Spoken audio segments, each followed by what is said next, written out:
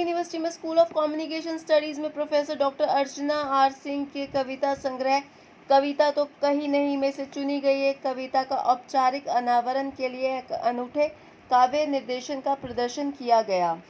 The narrator's performing art society की सह संस्थापक निशा लूथरा के निर्देशन में परफॉर्म की गई कविता में डांस इंस्ट्रक्टर जस के शान ने अभिनय किया है।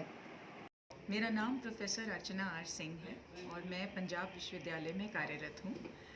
मैंने एक छोटी सी किताब लिखी है, कविता तो कहीं नहीं। ये 62 कविताओं का संग्रह है और इन कविताओं में 6 अध्यायों में इन्हें बांटा हुआ है और आज हमने इनमें से एक कविता की ऑडियो विजुअल प्रस्तुति की है, जो कि हमने आज रिलीज़ की है।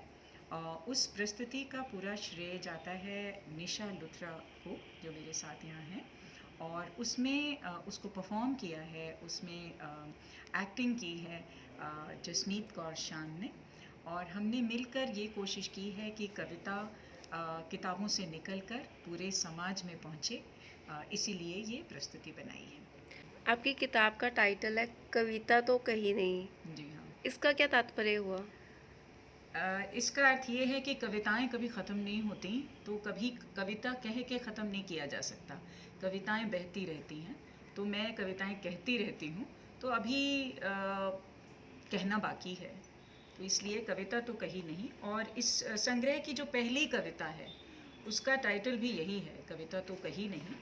तो मैं उसमें से आपको 2 लाइन पढ़ देती हूँ। कविता तो कहीं नहीं, शब्द गिर पड़े कहीं, हर शब्द के गिरने पर शोर मच गया उधर। उसके बाद पूरी बात है, तो उसके लिए आपको पढ़नी पड़ेगी ये कविता।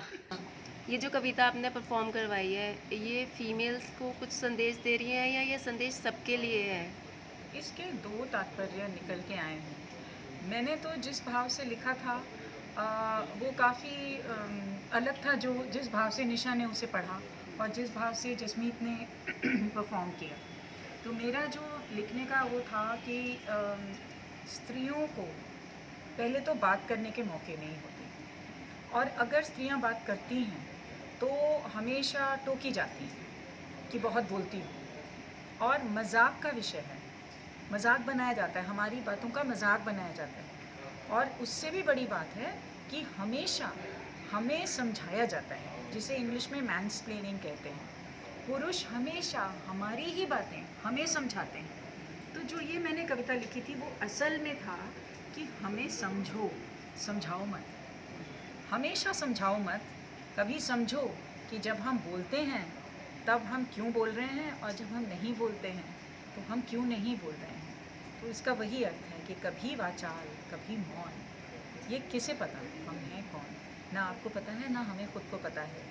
तो थोड़ा समझने की कोशिश भी करो, हमेशा समझाने की नहीं। तो ये था।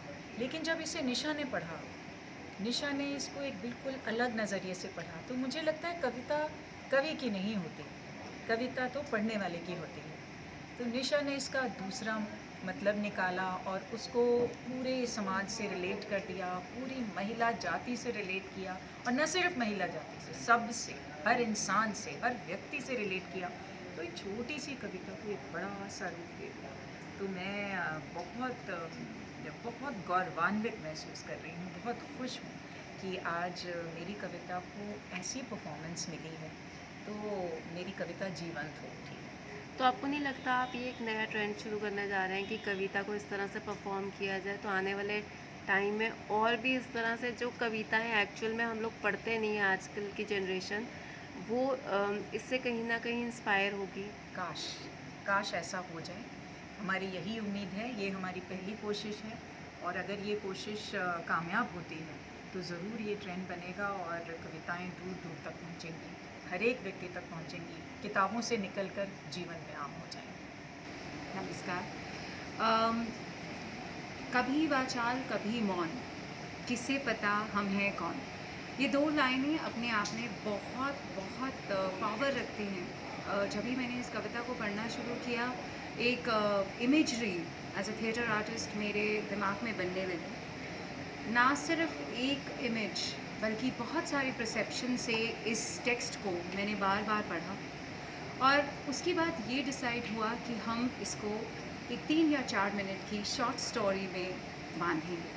उसका सिर्फ एक ही इंटेंशन रहा कि हम इस कविता को या इस बुक को ज़्यादा से ज़्यादा लोगों तक पहुंचा सकें। आज की हमारे जो यंग जनरेशन है, जो हमारा यूथ पीढ़ी है, वो जिस तरह के गाने गुनगुनाते हैं और जिस तरह की डांस आजकल सामने निकल कर आ रहे हैं, मुझे लगता है कि क्वालिटी कंटेंट का होना बहुत ज़रूरी है, उनका पढ़ना और उसको परफॉर्म किए जाना बहुत ज़रूरी है।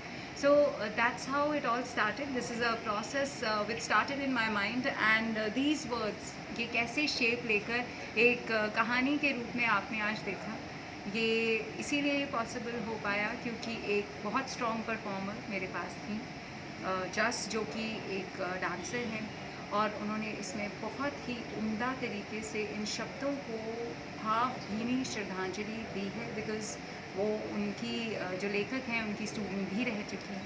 सो I think it was destiny. ये लिखा हुआ था कि हम तीनों का मिलना और इस तरह से इस पोइट्री का बाहर आना। जैसे आप डांसर भी हैं, तो आप परफॉर्म पहली बार कर रही हैं? परफॉर्मेंस बहुत डिफरेंट टाइप की होती है हमेशा, एज हम तो रोज़ ही परफॉर्म करते हैं, बट ये जो एक्सपीरियंस था मेरे लिए बहुत ही अद्भुत था, बिकॉज़ पहली बार मेरे को लगा जैसे मेरी स्टोरी को ही मैं स्क्रीन के सामने दिखाना है, और वो आसान नहीं रहता, बिकॉज़ जब आप अपनी स्टोरी में जीते हैं, आप एक तरीके से जीते हैं, आप एक चीज़ दिखाते हैं दुनिया को, उसमें जो आपका सैड पार्ट होता है उसको आप जल्दी से दुनिया तक नहीं लेकर जाते। बट ये पूरी कविता का भाव ही ऐसा था कि उसमें मेरे जो हिडन एस्पेक्ट्स थे वो भी निकल कर आए, एंड मेरे लिए वो चैलेंज भी सबसे बड़ा था, और सबसे ज़्यादा एंटरटेनिंग पार्ट भी वही था कि मैं पहली बार अपनी असलियत स्क्रीन पे जी पाई। सो ये बहुत ब्यूटीफुल प्रोसेस रहा, स्पेशली बिकॉज मेरे मेंटर अर्चना मैम, जिनसे मैं पढ़ी हूँ मास कॉम में, एंड निशा जो एक बहुत ही फाइन डायरेक्टर है।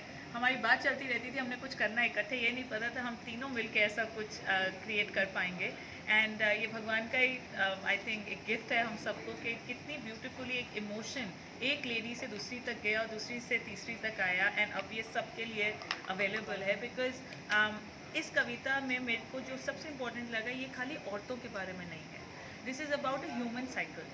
तो हम हर कोई सुबह उठता है, किसी थॉट से उठता है, सोते तक बहुत थॉट्स वो प्रोसेस करता है, बट कोई भी थॉट पे आप टिक नहीं सकते, बिकॉज लाइफ वो है ही नहीं, लाइफ इज़ वेरी डायनामिक। तो वो डायनामिज्म को इस कविता के थ्रू दिखाया गया है, प्रदर्शित किया गया है, एंड आई विश सबको पसंद आए।